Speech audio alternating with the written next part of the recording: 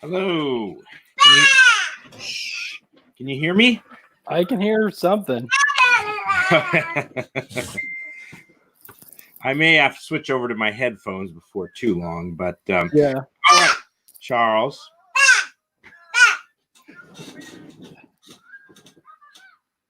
Okay.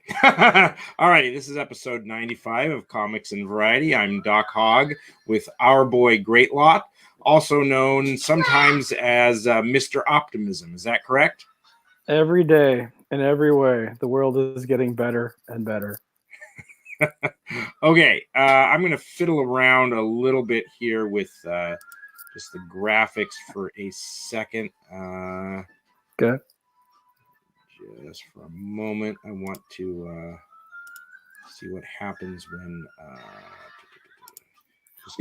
Don't push the eject button. Yeah, don't do that. That's a bad idea. All right. Where is share screen? Okay. And all right, there we go.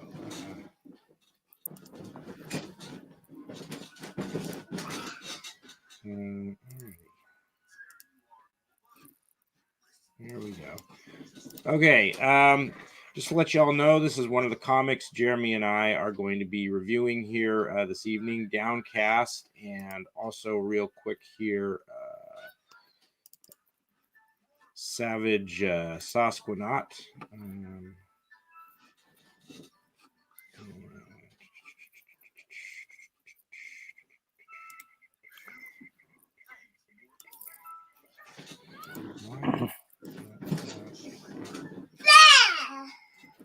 Yeah, thank you.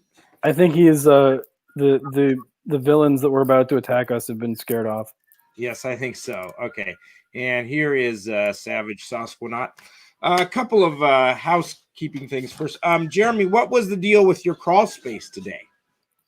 Yeah, we almost got flooded, and so had to deal with a very high water table and lots of crap that happened under the house, and I just had to get two guys in there for several hours to tear everything out, and then they're gonna have to let it dry out some and put stuff back in, and you know, it's a good thing I had a rainy day fund because it rained. All righty, hang on here. Somebody is not cooperating, so I'm gonna have to go to my headphones here. Makes sense. Yeah.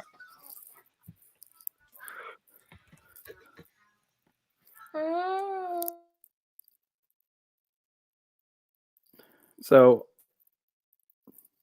can you hear me? Yeah, I can hear you now. Oh, even better. Shoot. I can hear you. I cannot hear you. Yeah, boy. All right. Huh. Wonderful. Hold on.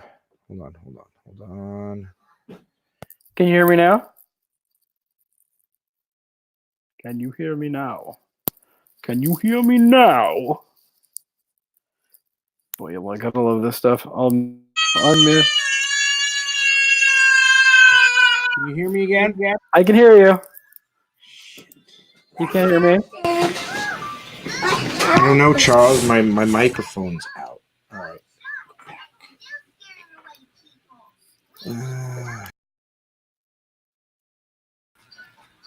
All right. Now, can you hear me now? I can hear you. But I can't hear. God. I'll go out and come back. Just a sec. I'm leaving. You can't hear me? Okay, Charles, you got to stop yelling, all right? No more yelling.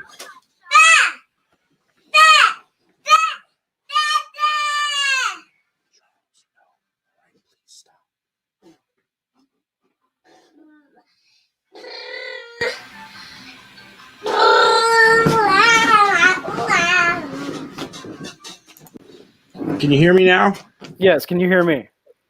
Yes, I can. Okay. Well, hold on a second.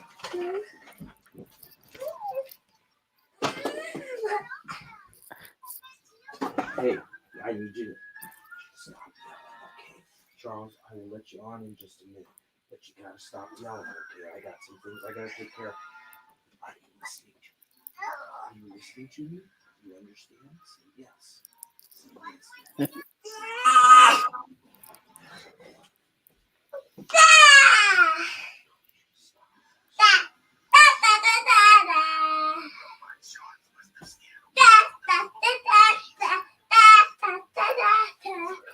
Hey everybody,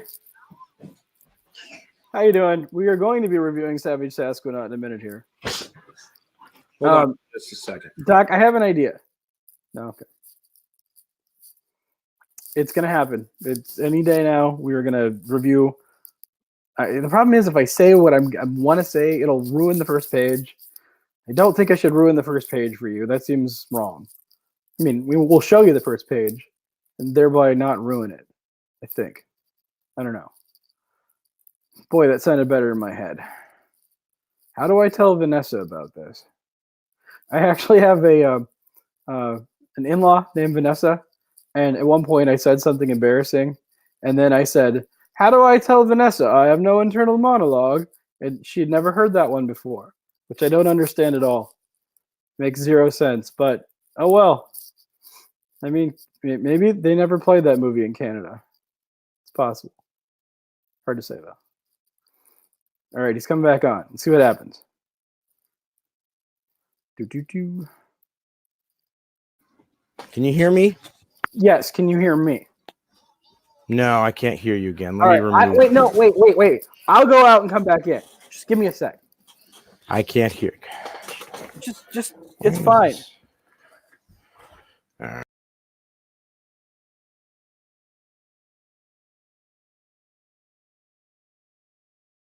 Now. Hello, can you hear me? Yes, can you hear me? Yes, I can hear you now. Good. There we go. That was a trick that someone taught me. I think it was All an right, old, great. I think it was an old Indian. All right, let me do a couple of bits of business here first. A couple things I want to mention. Let's see. First is share screen. Go to this. A couple of comics that I want to mention real quick here. One is Chaotic Flux by Scott Payne. It is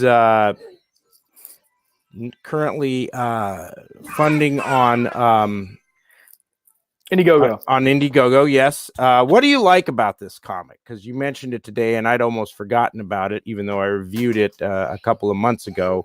What do you like about this? I like the art a great deal, and I think that the first issue had some story problems, but that I think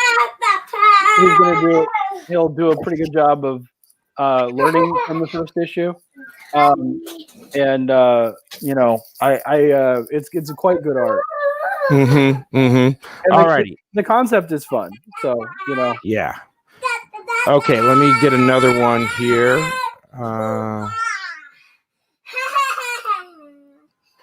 This is Wordsmith, and I'm going to put it up on the whole screen this time. Hopefully this will work better. Yeah.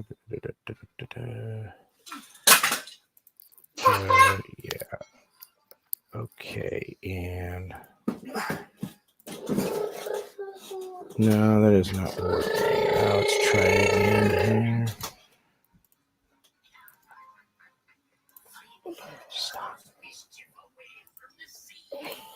Yeah, this is Wordsmith, which is written by Stephen Koch, and I have seen a preview of this. Basically, the words, this character is able to make words come alive. It is still funding. It's got about a month left. I have been meaning to do a promo for it on my YouTube channel, and was meaning to get to it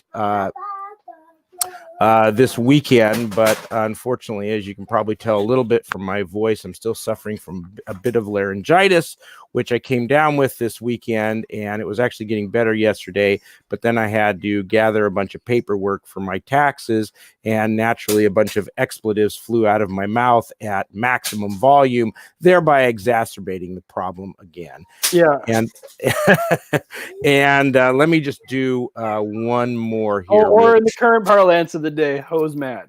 Yeah, there you go. And let me just do one more here.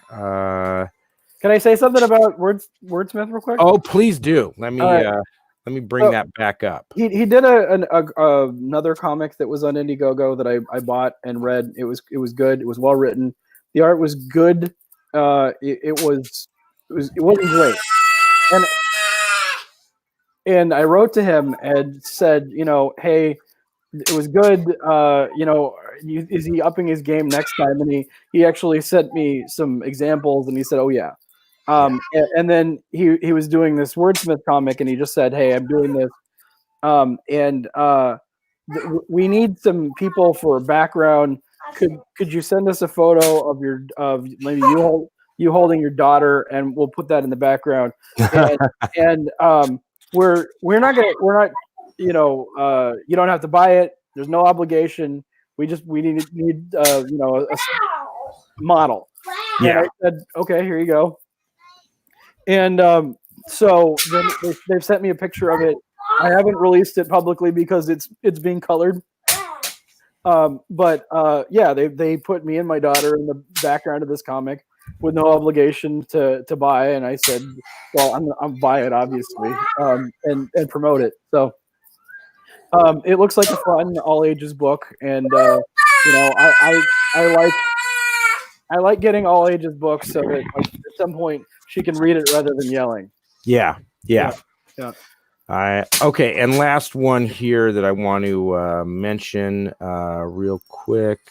This is Cybershock by Aaron Calamari. Yeah, and I like to call him Aaron Octopus. Yeah. Why do you call him that? Calamari. Oh, okay. There. That's squid, not octopus. Whatever. At any rate, yeah, I have seen a preview of this. It's good. I'm going to be giving a promo soon, and it's still funding. I think he's going to go through with this till the end of February, and hold on. Yes, buddy. My ball is stuck under the bed. Well, yeah. Do you think you can wait till after the show, bud? All righty. One last little bit here. I gotta say to people who don't have children, you just have to understand that they're little terrorists. Okay. Yeah. Yes, they are. He was quiet until he was quiet. I got home like 5:30. He was quiet from then until 7. What do I do at 7? The time I need him to be quiet. Forget then it. The terrorism starts. They are little embodiments of Murphy's Law, you know. Yeah. All righty. Last thing I want to mention here is Mandy Summers, her YouTube channel, Mandy Summers. She is looking for more subscribers, so do a girl a favor, show her a little love and subscribe. She's trying to get to 2,000. And Jeremy, do you like women with southern drawls? Mixed.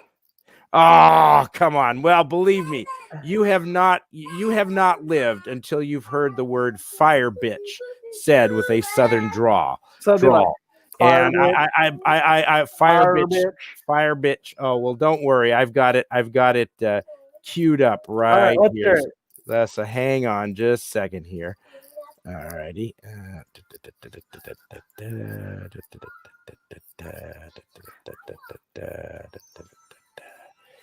Yeah, all righty. Okay. Yeah. Okay.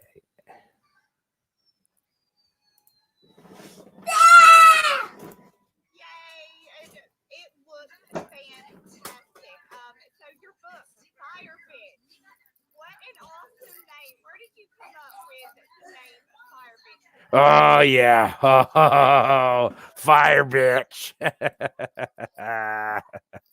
Yeah, that's awesome. So okay. Alrighty, let's get on to other things now, what we were gonna do. And what do you want to do? All right, we'll do heads, downcast, tails, Sasquanaut. So call it in the air. Call it. Called it. You just said. No, I said heads, downcast, tails, Sasquanaut. So call it in the air. Heads. It's tails. So we're starting with Sasquanaut, and Okay. let's. I should say that I've read both of these. I read them a little while ago, and we had the almost flooding incident, so I wasn't able to reread them recently. Okay. But I have, I like them both. And I loved Sasquanaut. I really did. And I have issue number 2 here. So. All right. So here's the cover for Sasquanaut, and my initial thought here is that I like it because he's kind of setting up who Sasquanaut is. And if you haven't read this, Sasquanaut is basically, he is the alpha male, right? In this comic book. I mean, he is just, he's right off the bat that he's in charge, and he's whatever is above alpha, Oh yeah. I'd say that's right. So let me get to page 1 here. This is the page. Yes, this is the page. I saw this and I said, I love it already. And why am I? Oh, please tell me I do have. Are you kidding me? Man, hold on just a second, folks. Yeah. All right. Here we go. Yes. All righty. This is page 1 here. Hang on just a second. All righty. Yeah, there we go. And yeah, just right off the bat, he's basically got Captain Brenner. Basically, they are prisoners in some galactic empire, and he's trying to escape. And they hijack the ship, and he's got Sasquanaut's got Captain Brenner pinned under his foot. Yeah, so just right off the bat, I mean, it's a really just a really good opening page. I like it. Yeah, it's good art. Can you expand it at all here, or maybe I need to? Yeah, I can. Is that better? Yeah, I can. It's good. Yeah. Okay. Is it on this page or the next page where he says, "I'm Bigfoot in space"? No, it's right here. Yeah, there it is. Bigfoot in space. Yeah. and that's the thing. Yeah. Like that could have been it. They could have done nothing else. Like had taken all the dialogue, all the exposition out, and just let you look at the pictures and just gone with "I'm Bigfoot in space," and I still would have loved it. Yeah. And the thing is, we don't actually ever find out how he even got into space. I mean, NASA sent him there, but for what reason and how they sent him there,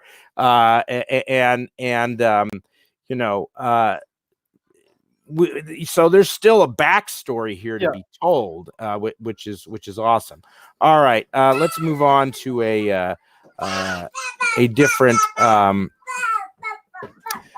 This is one of the things that I really like here. That you and this is the character. Well, I suppose I should back up here a second. Let's go to this page here. Okay. Yeah. Now, right here, he admits that, I'm going to be completely honest with you. I have no idea what I'm doing. Don't tell these mooks I'm making this all up as I go. No telling what would happen. He doesn't even know. He doesn't know how to fly a ship. No technological proficiency at all. Yeah. He's just, and that's kind of like you said, above alpha. He's not too worried about it, really. He's just, letting people know like he's in charge and he knows what he's doing. I'm borrowing your expertise. and he sets this up. Wes Hartman sets this up really nicely because there's this one character here on the right, Fleeg, who actually does know how to fly the ship, who does understand all the technology. But this is what comes a few pages later, is that Fleeg actually betrays Sasquanaut. He's told by the queen that if you kill Sasquanaut, I'll set you free. And so Fleeg gets ready to get rid of Sasquanaut, but Sasquanaut sort of gets the jump on him. And what ends up happening is this. Sasquanaut basically kills him. Destroys him. So he's setting up Sasquanaut's weakness here, I think, for later on, in that Sasquanaut, I think, has probably fair to say something of an anger management problem, in that he's killing, the only guy who can actually fly the ship outside of the crew. And at this point, the crew is not interested in, helping their hijackers. So. Yeah. Well, it creates another problem, right? So first of all, I'm the alpha, I'm taking over, and we're going to go do our thing. And then all of a sudden my partner has betrayed me, and well, crap. Now I have to find a way to make this work with you guys. Yeah. But then he does get kind of lucky here. And it gives you a sense of what he's up against here with the queen, basically. This page right here. Yeah, the queen basically says, my ship was stolen while in your charge to Captain Brenner. Honor demands that you and your crew should have died in defense of my ship, or failing that, you should have all killed yourselves by now. So be it. You will all join your new friends in the fire pits. So that,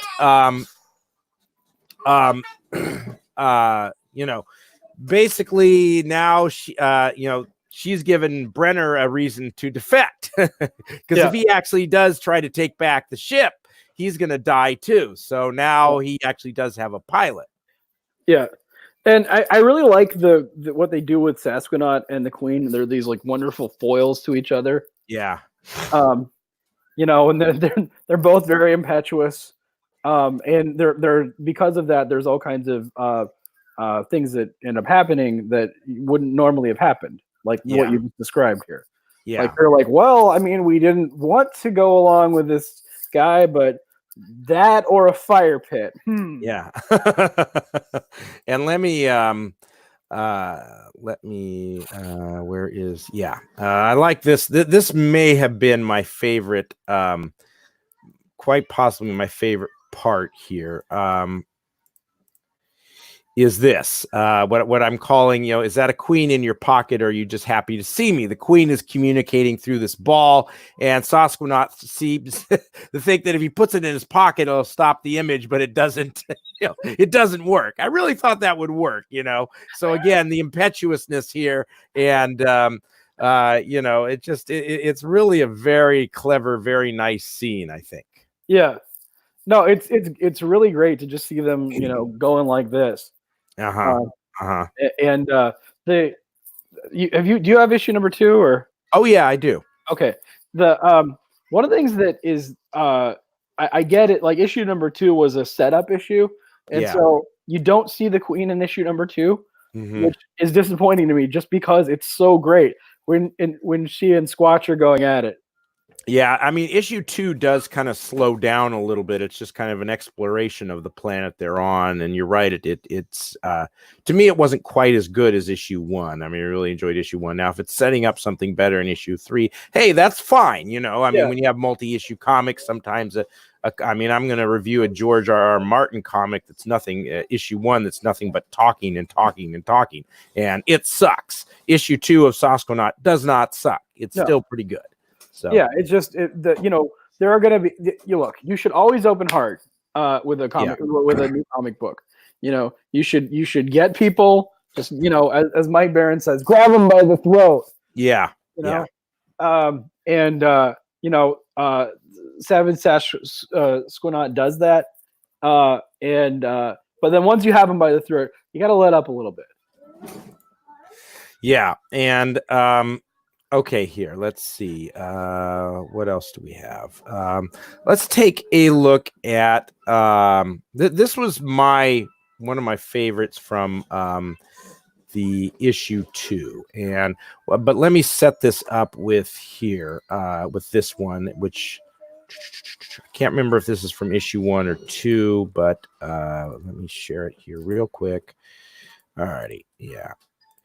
This is something that keeps happening through issue 1 and issue 2, is that the Sasquanaut, again, like you say, above alpha, and this Captain Brenner is clearly, not, he's more of a beta, you might say, in that, and Sasquanaut thinks so little of him, he can't even call him by his proper name. He clearly, Brenner has made so little impression on him that he's calling him things like Burner, and there are other names he uses. And then, but you're just kind of thinking, is that just sort of a little tick that makes some character here? But no, they actually do something with that, which is yeah, right here. All righty.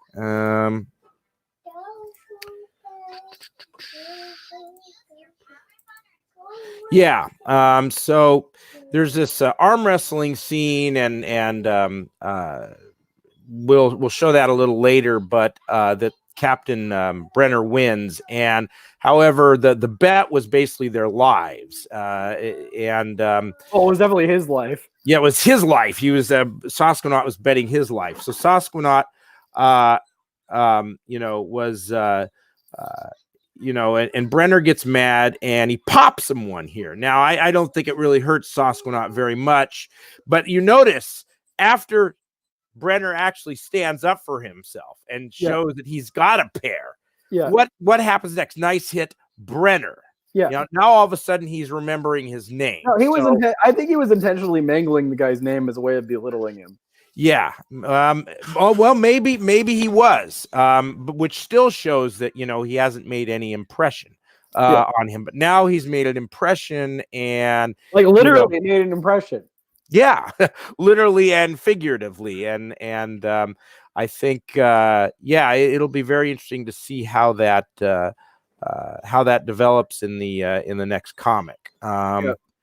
Okay, so let me just take a quick look here, see if there's anything else that we want to discuss from here.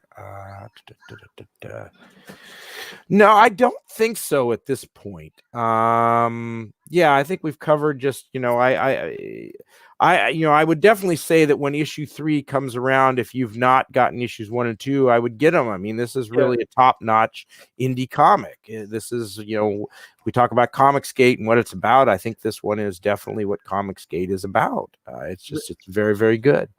Yeah. I would say that one of the great things about crowdfunders is that they offer back issues. So if you see number 3 of something and you want to get 1 and 2, you don't have to just luck out that somehow there's one still in the shelf. Yeah. You can get the back. You can get caught up.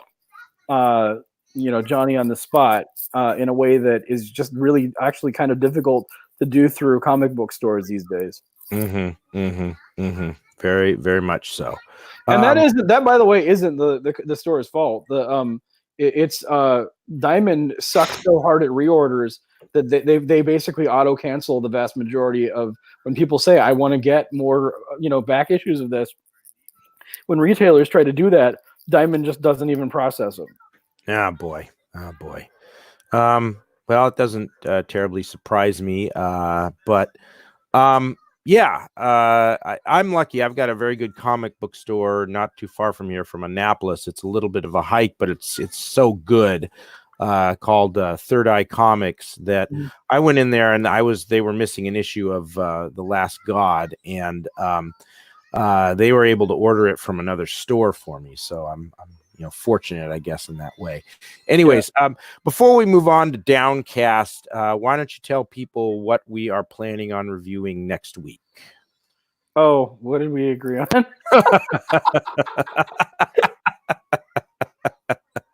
All righty. Hang on. Here's one. see if this.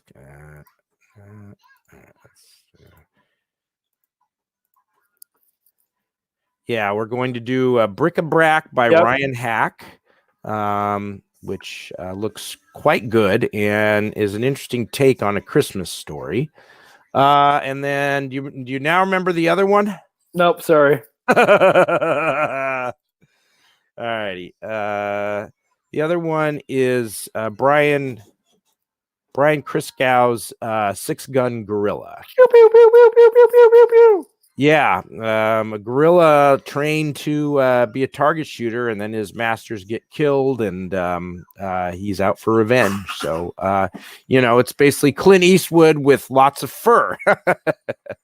So, yeah, I'm looking forward to that one as well. All righty. Okay, let's move on to Downcast by Clint Stoker here.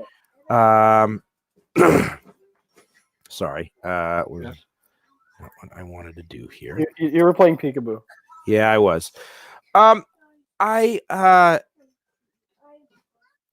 like this cover. I mean, the nice thing is it's kind of telling you sort of between the two here. The woman is Joe and the man is Jax, their brother and sister.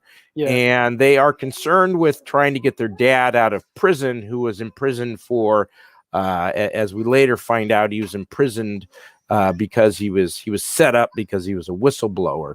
But I like the fact that he's kind of crouching down and she's standing up because she's clearly the dominant of the two. And then you have the cities in the back here that are floating, which is basically what this. It's about a city called Strata, which I assume is short for stratosphere. It's about a city that's floating. And let me get to page 1 here. Yeah. Well, I'll only say something about that cover. I also like that they're at an angle, so you're like, what are they on exactly, or what are they standing on? And it's more dramatic. I agree that it's quite a good cover. Yeah, say that again. It's more dramatic because it's an angle, and it kind of also reflect. Now that you say that, it kind of reflects what's going on in the story. Is that what's holding up the city, allowing it to float, is going to be in jeopardy, and so the city starts kind of tilting there a little bit. Yeah. All right. Tilt. Well, well, heck, while I'm at it, before we get to let's preview Tilt. Let's preview Tilt here. Desktop. Where are we going? What does you are a professional card player. You're very good at it. What does Tilt mean from your professional perspective? Well, actually, hang on here a second. I can actually show you. I will show you. Hang on here just a second. I can show you what tilt means. And I can show you based on page 1 here. Hang on, folks. Hang on. We will get to it in just a second. I'm playing Thumb War with myself.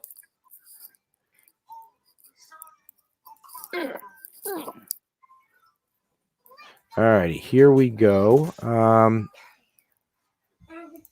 Let me bring this up. All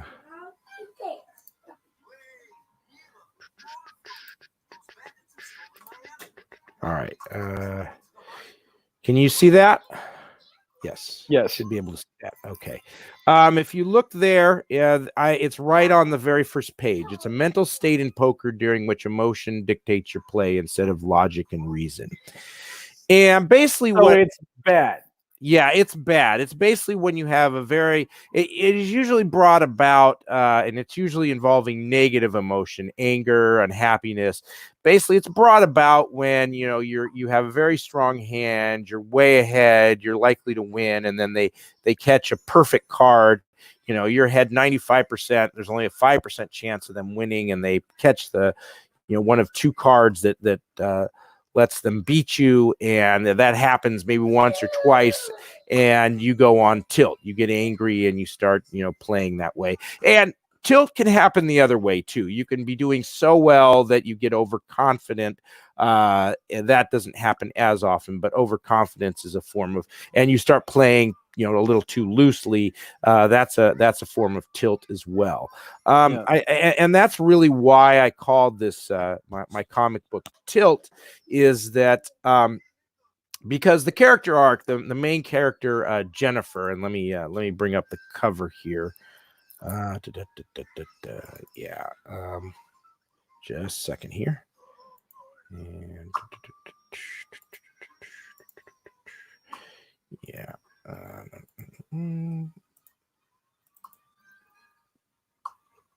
Okay.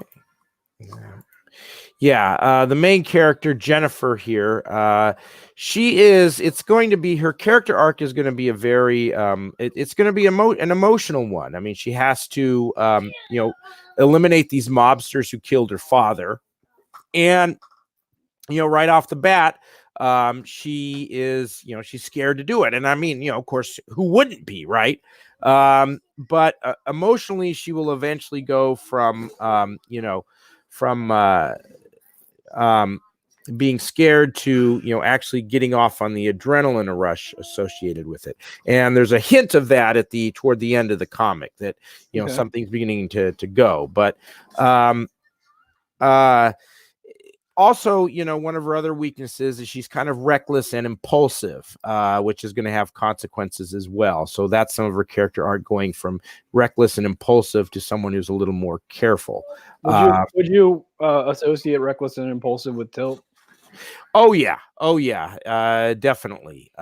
You can. I mean, when you go on tilt, you become reckless and certainly more impulsive. You do things that you wouldn't do when you were thinking about it. So, at any rate, I will have a sign up page for this in fact, it should be already in the description below. I will add some sign up pages for some of the other comics and Mandy's YouTube channel when we're done here. But alrighty, let's get back to Downcast. Yep. I told Clint he should change the name to Upcast. Why do you think? Because the campaign was doing so well. Yeah. I'm like, you need to change the name. Okay, let's go to page 1 here. Where, here we go. This is the opening page, and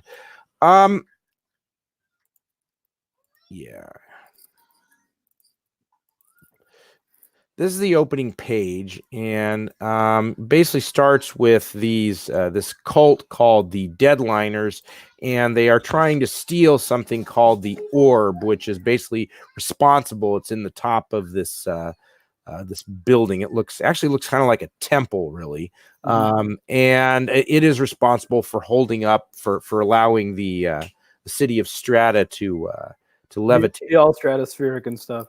Yeah. So what do you think about this first page? It's fine. Yeah. It's not it helps with the setup. I think if you look at the pages that come out, there's like theories about what you should do with the first page. You at least have some violence there, Yes, you do. I mean, it opens strong. Could it have been stronger? Sure, but you don't necessarily want to play all your cards at once. All right, this cult here is a cult of zealots, and they are being they're being zealous. Yeah, they're being zealous, and and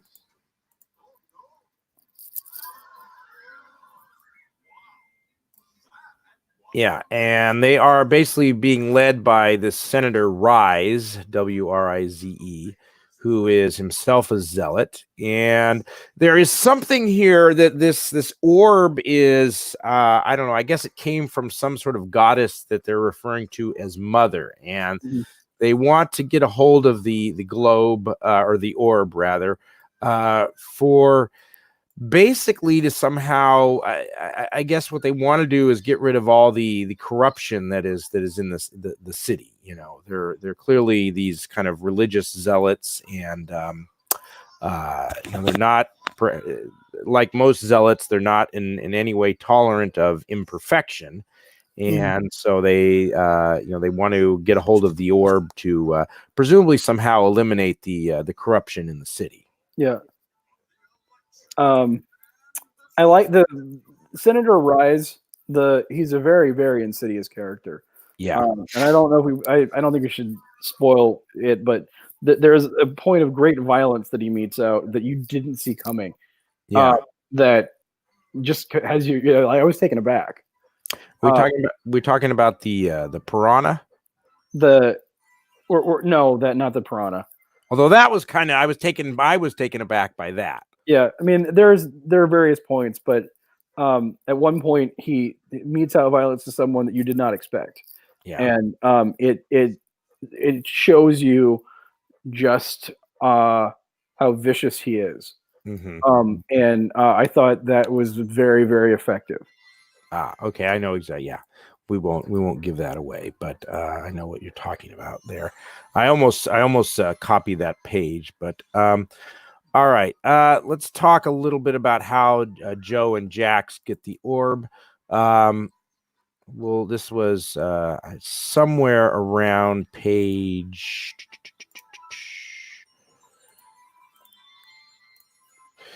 Yeah, I think this was like page 5 or 6. They are actually window washing the temple. And again, it's what I like about this page here is they are is that Clint is again setting up, kind of who's the dominant one here. You notice that he's literally on top. Yeah, she's on top. She's dumping water on his head as a joke. But he's down below her.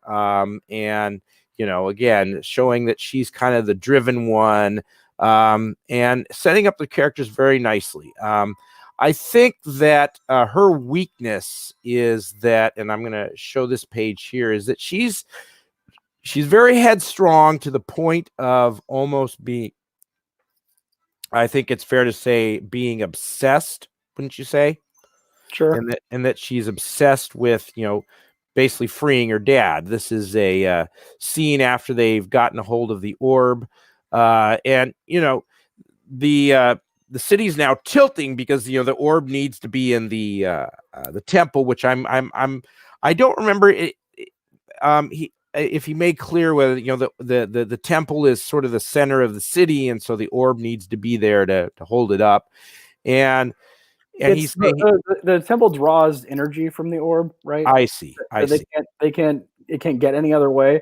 And from what I can tell, it's like it has some reserves, and so the thing doesn't completely fall out of the sky right away, but the reserves will not last forever. And it's like it's like when you use a generator, it's not as effective as when you just have power, and so it doesn't work as well.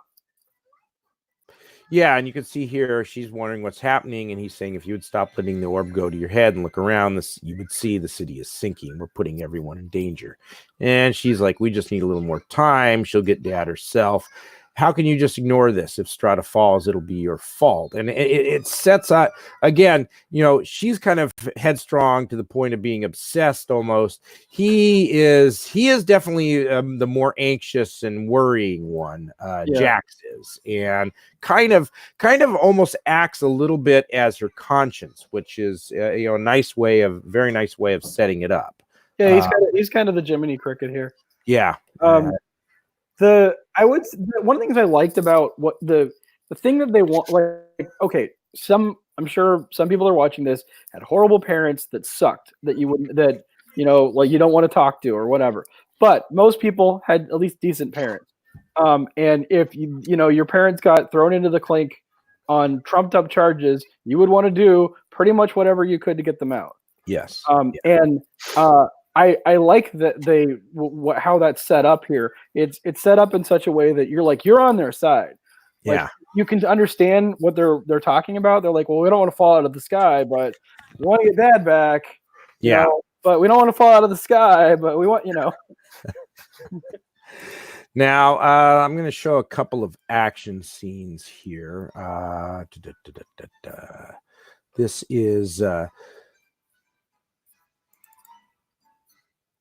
is basically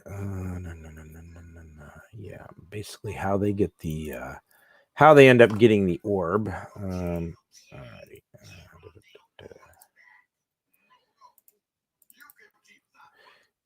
Yeah, the deadliners have gotten to the orb, but a security guard has kind of thwarted them. They they chop off the security guard's hand. It falls out this broken window and right into Joe's washer pail here. Yeah. And which was it's just and this this actually sets up some very nice action scenes. I'll show you one here that was I actually found a little hard to follow at first, but I went back and reread it and could kind of figure out what's going on. You know, one of her lines gets cut, and Joe here is trying to save her by taking her line and tying it onto his. Yeah. And then she cuts her line to get away. And it's actually pretty good action. But it was initially a little hard for me to follow. It seems to me that could have been spread out over a couple of pages. It might have been better. Yeah, maybe. And then there's this one other bit of art here. Let's see here. I think, this is it. That I initially found a little confusing. Right here, like she's floating and he's being surrounded by the deadliners, and at first it looks like he's actually on the ground here. When I first looked at that, I didn't realize that she's actually making him levitate, and motion lines would have helped there. Yeah, some motion lines, and also one of the guys grabs him by the foot, and then they take him hostage, which is a good way of. But here's the thing: is as he's floating up, these guys need to be lunging toward him here. They're kind of like standing, almost like they're standing around, holding their what's in their hand. Yeah. So they should be lunging toward him. But that's true. But this is like some of this stuff. It's like, well, I think this was Clint's first effort, wasn't it? Yeah. Well, the other thing though, let's look at the page again, because there's a different interpretation you can take of this, the sense that they didn't expect her to get airborne like that. So they're surrounding him, and then all of a sudden they've got uncomfortably surrounded, and then all of a sudden he's flying up into the air, and they're like, "What?" And then obviously then they're like, "Oh, we should grab him to keep him from going." Yeah, okay, I can see that. I think though that if their postures are not, I don't necessarily think they need to be lunging for him, but I think that they should be more hostile than they are here. Or something, or maybe taken I mean, if they're reacting the way you say, they should be taken aback a little. Yeah, it's not that part of it isn't great. Yeah. Okay, but I think as far as I know, this was his first effort, and I mean it's an excellent first effort. He's only going to get better, I think. All right. Well, even really great comics, there's times where you'll find aspects of them that that could have been better. Yeah, and then I'm just going to do a couple of. There's a scene here with Senator Rise, and he actually. He attacks the orb with a sword, breaks it, and then ingests a piece of it, and then which leads to this here, the cliffhanger, which is actually I thought a very, very good cliffhanger. Basically, you've got Senator Rise here. It's like he's passed out as they're taking him away, and then all of a sudden his eyes pop open. They look like the orb, and he says, "Hello, mother." So, what's going on here? I don't know, but that's kind of like a really good horror movie ending. Yeah, but no, it's a good ending because clearly, there is something to this mother, and yeah, yeah, it's just it's a really nice cliffhanger. So on balance, I think this was great for a first effort. I just I certainly hope my first effort comes out as well. So yeah, just really nicely done. And again, I think this is also kind of what very much what Comicsgate is about. Now, let's move on to the one thing that, for me, it was a problem. Maybe for you, not so much. And I want to just kind of finish up discussing this. And this is the splash pages, or kind of the lack thereof. There's really only one splash page in, let's see, in Downcast, and I'll bring that up right here. Yeah. It's this one right here where she is. The deadliners have managed to capture Jax, and Joe is jumping off the building. Now, potentially, that's a very good splash page, but here it doesn't look that dramatic. It doesn't. It doesn't look like she's falling at all, and It looks more like she looks like she's flying, is what she looks like. Yeah, kind of. And like leap flying. I don't know. It would just I would like to maybe make it a little more dramatic, but there was only one splash page in Outcast, and there was among two separate.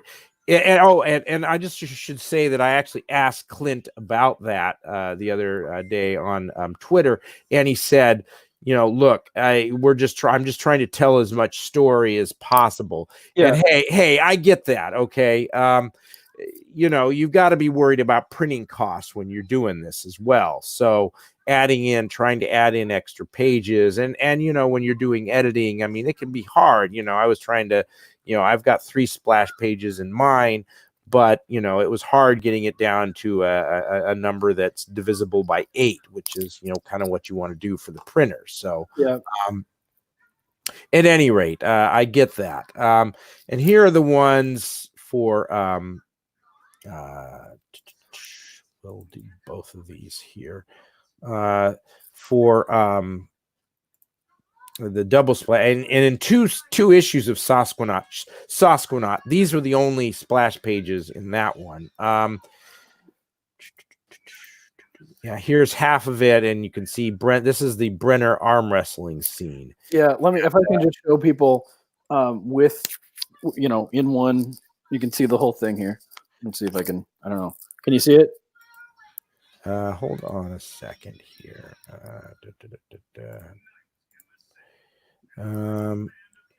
Yeah, let's make you sorry, let's no, we want to do that to Jeremy. Jeremy needs to be in the stream. How can I make him? Yeah, no. Yeah, all righty. There's Jeremy. Okay, can you see it okay? Yeah, there we go. Now we got it. Yeah, we can see it very well. Yeah, it's a double splash page, and it's a good one. It's this he has 4 arms, and he has to literally arm wrestle 4 guys at once, and it's a good splash page, but it's the good double splash page, but it's the only one that they include. And I admit I'm big on splash pages. I think comics should have splash pages. It's a great way. It's one of the things that allows comics to separate itself from other types of art form, in that, you can display action in a big scene with, one page or a double page, and I kind of think, they should have, most comics should have them. And of course that's a generality, not an absolute, but I think that, as Comicsgate creators get better. We need to, work more on splash pages. So, but Yeah. I know you weren't as concerned about that, and so let's kind of hear the counterpoint. I mean, the vast majority of comics, when they were coming up, never had splash pages or very rarely had them. I do think that you should vary the number of panels, but Marvel in the 1980s, when it was in its heyday, they literally said you have to have 8 panels a page.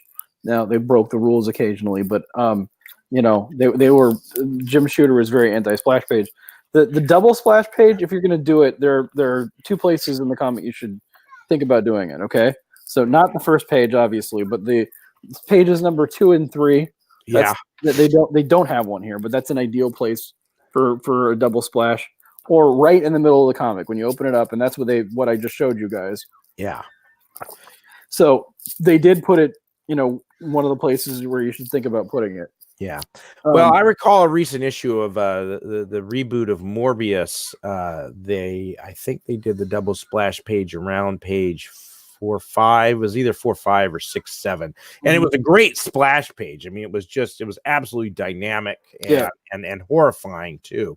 And just so you can, again, these are generalities, and you can kind of get away with not doing them. But it's interesting to know that splash pages were not always part of comics. I personally think that it's kind of how comics have developed over time, but so at any rate, that's again my opinion that I think that you should have a fair number of splash pages. Yeah, I mean, look, if you have something big, go big. But now there are trade-offs. I'll say that because a lot of times you have so much story to tell, and you have 20 or 40 or whatever number of pages to tell it in, right? Yeah. And you have to find a way to make it fit. And you're not going to be able to splash. If you have a very exciting comic with lots of action, you're not going to be able to splash as much stuff as you'd like to splash. Yeah. Very true. Very true. Okay. Unless there's anything else, I think we can kind of bring this broadcast to an end. Again, I think we both recommend Savage Sasquanaut and Downcast when they go on Indiegogo again. And next week, Savage Sasquanaut is not going to be on Indiegogo again because they did such a bad. The Indiegogo screwed Wes over so hard. It was bad. Well, what happened? They took, I think, 3 months to get him the money. Jesus. Yeah, it was very bad. And he'd done the things that he was supposed to do, but once in a while you get stuck in a hiccup, or there's some thing. The money for Movie Men also got a little bit delayed, not that bad. It's not an easy company to get a hold of. And what I had to do was just keep bugging them and keep bugging them and keep bugging them until they finally were like, okay, all right, we give up. But unless you're willing to really pester them, it can take a while. Okay. Is there any strategy for making sure it comes pretty quickly, or is it just kind of luck of the draw? I mean, the first thing is do your bank information early on. I know you don't have to do it until they say you don't have to do it until you have $100 in the door or whatever. But just once you do the campaign, when you're putting the campaign together, give them your bank information. Okay. Because they have to verify it, and they have to do it again and again and again, even when it's worked in the past. Okay. All right. Okay. Sounds reasonable. All right. That concludes our broadcast. I think some piece of silverware or dishware just went down. So again, next week we're going to take a look at Six Gun Gorilla and Bric-a-Brac, and do come back for that. All righty. Thank you very much, everyone who tuned in, and we will see you soon. Bye now.